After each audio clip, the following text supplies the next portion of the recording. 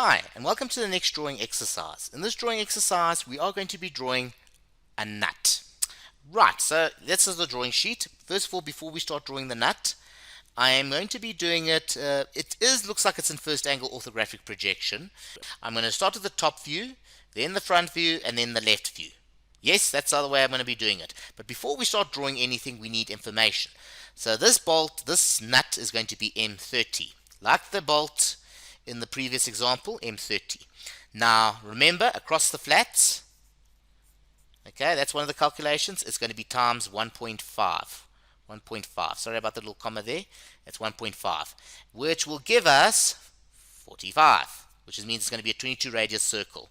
Then we got to have the nut height. This is called the nut height. Now, compared to the bolt head height, the nut height is thicker.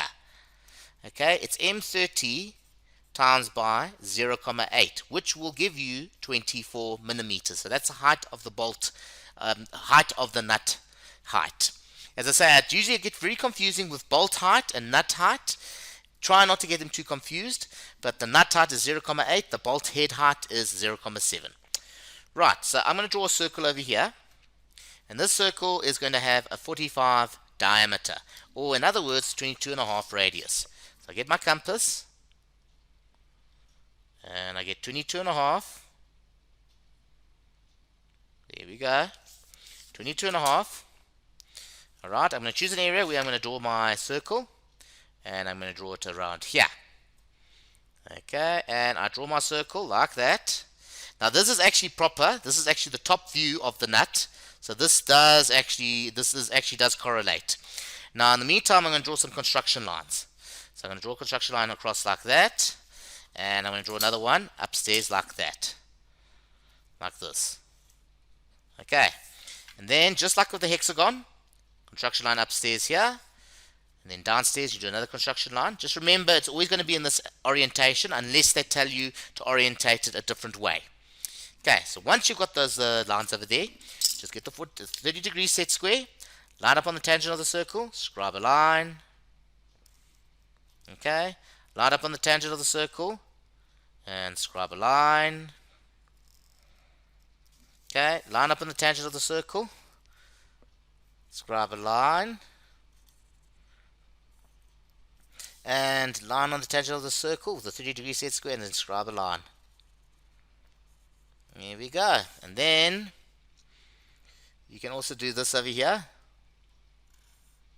like that, no problem. And there we go, awesome. And that is, there we go, that is basically the what you call it, that is basically the nut. Now remember, it's M30. Oh yes, you haven't done this one yet, because we have to draw a hole and the thread for this nut. So remember, the depth of thread, or depth of thread, I'm serious, that's how we pronounce it in drawing, is M30 times by 0,1, which will give you 3 millimeters. Okay, now remember, 3 plus 3, it's 6 millimeters. 30 minus 6 will be 24. So basically that's the size of the drilled hole. So let me do that quickly. As I say, guys, practice this. Try work out the nominal diameter, because we're looking out for the nominal diameter. The nominal diameter is 12 millimeters. Okay. Alright, and therefore we draw our circle. This one's a solid circle, guys, because this is a solid hole. You're starting to see through the nut. Now, somebody asked me, do you put hidden detail for the front view and the right view? No, there is no hidden detail on a bolt. There is no hidden detail on a nut. They are the exceptions to hidden detail. In fact, if you do hidden detail on a nut, it looks really messy. Okay, so that represents basically the drilled hole. Alright, so we got the drilled hole over here. Okay, this compass does tend to wander around.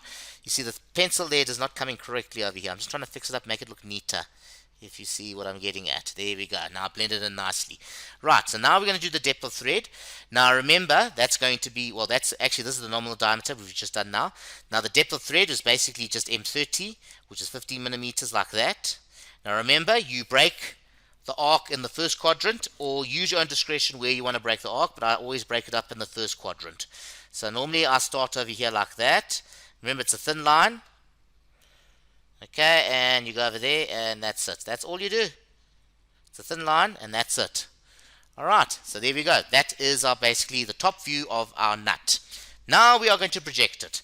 If you guys haven't forgotten what first angle projection is, then I suggest you go back to the training video and try understand it. Okay, so I'm going to draw a construction line over here like that. And I'm going to measure, as usual, like 20 millimeters. I always like to play safe. I measure 20 millimeters above the nut. And I make a little marking. And therefore I scribe a line across like that. Okay, now we're still not finished because I still have to do this. I scribe a line from that corner upstairs like this. Okay, and then I'm going to measure 20 millimeters, and that area is going to be for our left view, which is also going to look very interesting. Now that's why I brought this here along over here just now. This is a solid die, but it works on the same principle as the nut. If you look carefully, there's that circle, and you can see the hexagon on the circle. Yeah, I'll show you what that explains just now. Okay, we haven't got to it yet, but I'll explain to it what it looks like just now. It's very interesting. As I say, pictures say 1,000 words. Okay, now we've got that over there. We're going to project from here to the front view of the nut. By the way, the nut height is 24. So let's get that out of the way quickly. You measure 24 from the bottom of the front view and the left view, because you're going to be doing both views. Because the left view is going to look different. Or should I say the side view? Okay, so please keep in mind what I'm doing. Okay, now let's project upstairs. Okay, so you're going to take from that corner, project up there. Alright, and then you take from this corner, project up there, and then you just take from that corner, and you project up there. And if you look carefully, you've got your little areas where you're going to be drawing your arcs. Now, if you remember from the bolt exercise, remember, you drew one line from there to there, and you drew another line from there to there, and then you do one over here, and then one over here. Let me show you what you do. You have to put an imaginary line in the middle there. And all you have to do is just scribe a small line over here, imaginary line, scribe a line like that over there, flip it over. Well, actually do the other side as well. I keep on forgetting this side, sorry guys. Also put a little small arc over there. You flip it over, and you line it up over there. X marks the spot, X marks the spot, and here's another X marks the spot. In other words, those are my lines of intersection, and that's where we're going to be drawing our arcs from. And there we go. You don't have to draw the line all the way through. That's why I'm trying to show you the smart use of construction lines. Okay. You can start with any arc first. I'm going to start with the big one. I like starting with the big one. Okay. And let's get going. Line up to the top over here. Okay. And you scribe the arc like that from there to there. There we go. That looks very nice. Let's go to the next one. Small arcs. You line up over there like that. Okay, and you draw your arc. Wonderful. There we go. Looking very nice. And then you go to the next intersection of lines. It looks like it's going to line. This is going to be a perfect one. And then we draw an arc like that beautifully. Okay, and there's our arcs done. Now, the next thing we're going to have to do is, as I say, use your own discretion which lines you want to draw first. Some people draw these lines down first, and then this one, and then they do the chamfer. And then some people just draw this line, and then lines up, and then the chamfer, or the chamfer. Use your own discretion, guys. I'm going to do the chamfer, because I always keep on forgetting the chamfer. Chamfer is a very common one to forget, guys. Please don't forget it. That's why I'm doing it first. Do the chamfer. Remember, it's a 30-degree chamfer. Not 45, 30-degree chamfer. And same on this side, 30-degree chamfer. And there we go. And then you join the lines together at the top like that. There we go. And there we go. There's our bolt head. And then we're going to do the bottom of the bolt. Like that. And then we join our lines up. And voila. It's nearly done, but it's mostly voila. It looks like the bolt head. Yes, it does, but it looks thicker than the bolt head. It's a bit thicker, guys. That's how you can tell the difference between a nut and a bolt head. Because the nut is thicker. Normally, in real life, it's thicker. Alright, and there's your nut height. There's your nut. Okay. Yes, you have a center line going through it, but we're not going to do the center lines yet because we still have to do the side view of the nut. But before we carry on, I want you to check this out. You see what I mean over here? That's what it looks like. Now, when I flip it over, okay, it's not exactly 100%, but can you see the arcs? Can you see that arc over there? You see, that's those arcs that I'm trying to show you there. That's where they come from. Even though this is a solid die, it works on the same principle. Okay, so those are the chamfers. So basically that chamfer that you're drawing there, can you see there's a chamfer there? Okay, it's not exactly 30 degrees, but they use 30 degrees as a reference. And you see that's where they get it from. And yeah, basically that's what it is. Now when you do the side view, it's going to look very different.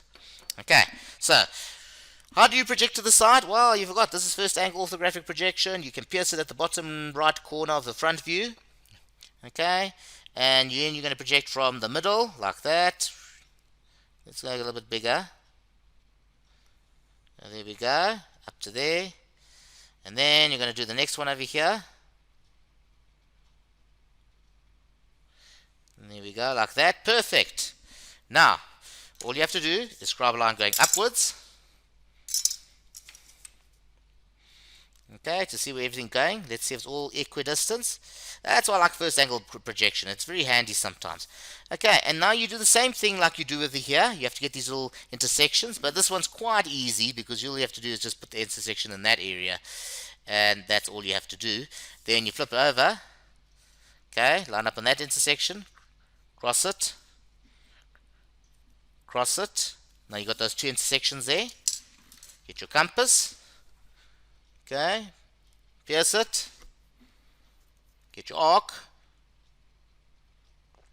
okay, and there's the arc over there like that. Sorry. And then you do the arc over here, next one.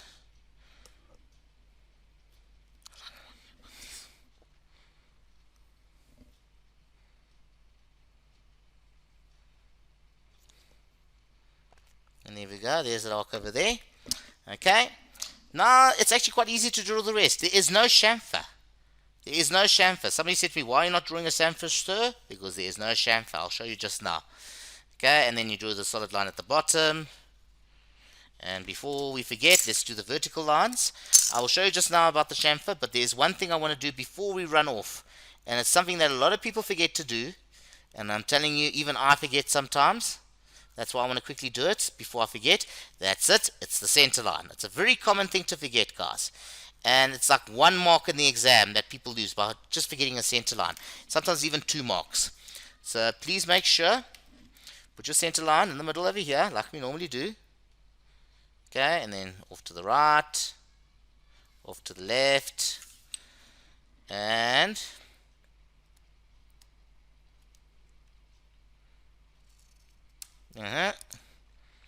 and there's one over there like that. Just want to make sure this one's a little bit longer.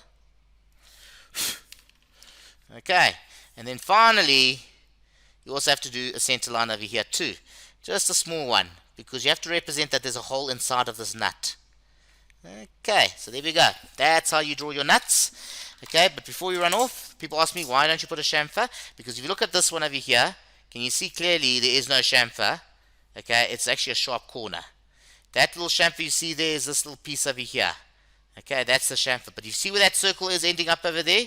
If you look carefully, it's making a right angle. Okay, it's making a right angle. So that's why it's going to be a sharp corner. Okay. Alright, so that's how you draw your nuts and bolts. That's how you draw your nuts and the bolts from the previous question. Please try to draw this at a vertical angle or a horizontal angle. Try to also draw it with a bolt as well. Just remember, this goes over the bolt. There is no hidden detail. There is no sectioning. We will be doing a basic assembly, but it will be done in AutoCAD, but it'll show you how the nuts and bolts get fitted together. Alright, I hope you enjoyed the lesson. Just remember to keep on practicing and have a nice day.